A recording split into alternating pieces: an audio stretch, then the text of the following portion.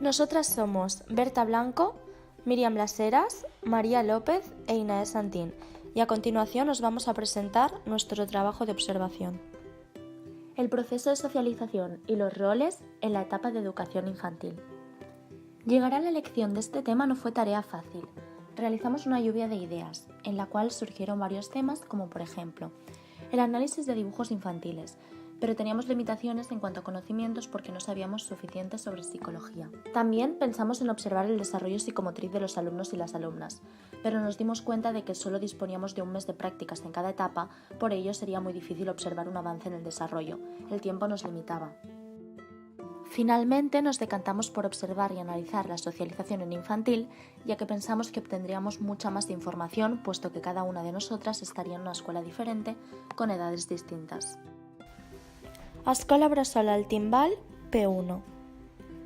Escola Bressol Can Bacardí, P2. Escola l'Estel, P4. Escola Mare Nostrum, P5. Hemos escogido este tema porque pensamos que es importante que los niños y las niñas tengan un buen desarrollo social, ya que el hecho de no tenerlo puede provocar un fracaso escolar. Es importante que los alumnos y las alumnas se desarrollen óptimamente en todos los ámbitos para conseguir un éxito académico. Los objetivos de este trabajo son, además de conocer el proceso de socialización, saber cómo se crean los grupos, investigar el momento en el cual aparecen los roles, buscar los roles que existen y qué características tienen, saber cómo se comunican los niños y las niñas y qué lenguaje utilizan. Además, nuestro trabajo gira alrededor de una hipótesis, y esta es: existen diferencias en el proceso de socialización y los roles que existen en un grupo entre la primera y la segunda etapa de educación infantil.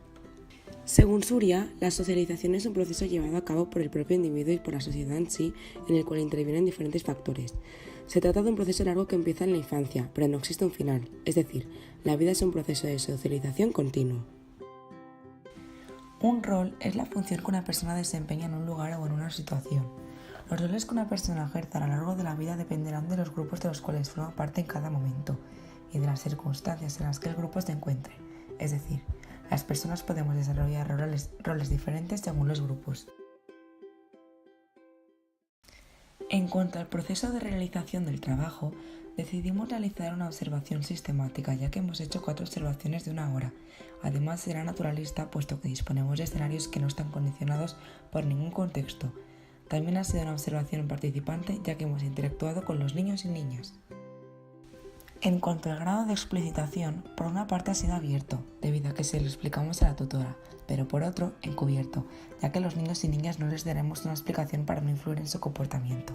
Además, hemos realizado una observación deductiva e inductiva, debido a que los objetivos y las categorías han ido variando según nuestras observaciones.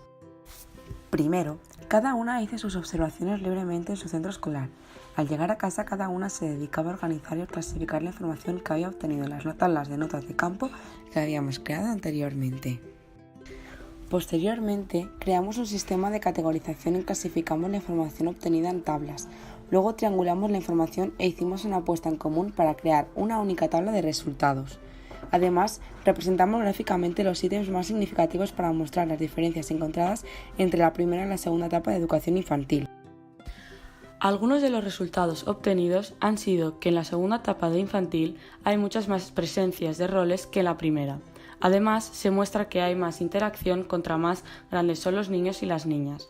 También se puede observar que cuanto más pequeños y pequeñas son, tienen más dependencia de un adulto o adulta. En cuanto a los problemas a la hora de compartir, se encuentran en las 2 etapas, pero predominan en la primera. Respecto al control de las emociones, se observa que en la primera etapa de infantil hay mucho menos control que en la segunda. Hablando de comunicación, encontramos 3 tipos. Se observa que en la primera etapa utilizan más la comunicación no verbal y la emocional, y en la segunda, la verbal. Al realizar el trabajo nos hemos encontrado con una gran problemática, la socialización. En educación infantil en concreto es un tema muy poco estudiado, del cual muy pocos autores han hablado. Esto ha sido una limitación porque nos ha costado mucho encontrar información y la que hemos obtenido ha sido muy escasa y centrada además en las últimas edades de educación infantil. La primera etapa queda muy olvidada. Por la escasez de información no hemos podido comparar diferentes teorías. Otra dificultad que encontramos fue a la hora de recoger la información. Creímos que el hecho de escribir todo lo que ocurría en el mismo momento que observamos no sería correcto, ya que cuando seamos maestras no podremos hacer eso. Además, si ocurría algo y teníamos que intervenir, no podríamos recoger la información. También pensamos que esto podía influir en la conducta de los niños y las niñas, ya que nos veían mirando y apuntando y nos preguntaban qué hacíamos. Por ello, pensamos que podíamos condicionar su conducta. Por todo esto, optamos por escribir y recoger toda la información obtenida al salir del espacio de observación. La innovación pensada surgió de una necesidad. En la Escola Lastel, que se encuentra en el barrio de la Sagrera de Barcelona, hay mucha inmigración. Da la casualidad que en la clase de P4 hay bastantes niños, niñas inmigrantes, y precisamente estas son las que tienen dificultades a la hora de relacionarse. Por todo lo observado hemos visto que adquieren roles solitarios. Esta dificultad en su proceso de socialización se debe a un problema de lenguaje o timidez. Para darle solución a esta problemática, hemos propuesto que una vez a la semana se hiciera una actividad en la cual los niños adopten un rol protagonista. Los juegos serán de grupos de 6-7 niños, en los cuales los alumnos extranjeros estarán repartidos entre los grupos.